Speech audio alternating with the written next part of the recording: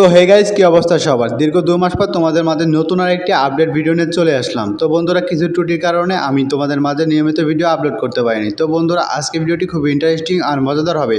তো বন্ধুরা, তোমাদের ভিডিওটি ভালো লাগলে অবশ্যই ভিডিওতে লাইক করে পাশে থাকবো এবং চ্যানেলটিকে সাবস্ক্রাইব করবো। তো বন্ধুরা, এখানে তেমন কিছু না, আমার এই বন্ধুকে যখন শয়তান লাড়া দেয় আর কি। দেখো কিভাবে সাইকেল দিয়ে ঘোড়া চালানোর ভাব নিচ্ছে। বন্ধুরা, এবার তোমরা এই মুরব্বির কাণ্ডটা একবার দেখো। দেখো কি কাণ্ড করেছে, মুখ এক পাশে সেভ করেছে আর এক পাশে দাঁড়িয়ে রেখে দিয়েছে।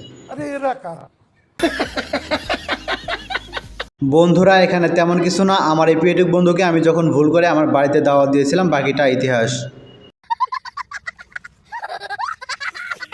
বন্ধু আমার হামস্টার কয়েন বিক্রি করে BMW কিনতে চাইছিল, তারপর দেখো কি কাণ্ড।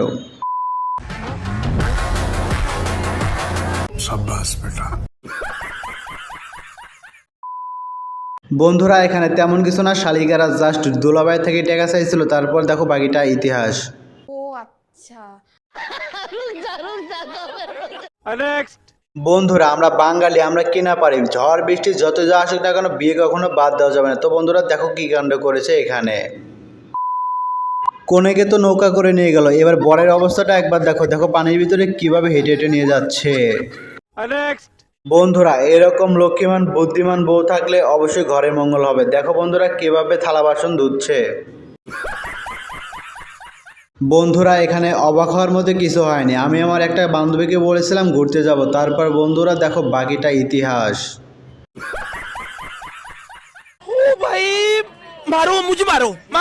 বন্ধুরা, এই চেয়ারটাকে একবার দেখো, এটা তোমার কোন বান্ধবীর হতে পারে অবশ্যই কমেন্ট বক্সে বলে যাবা।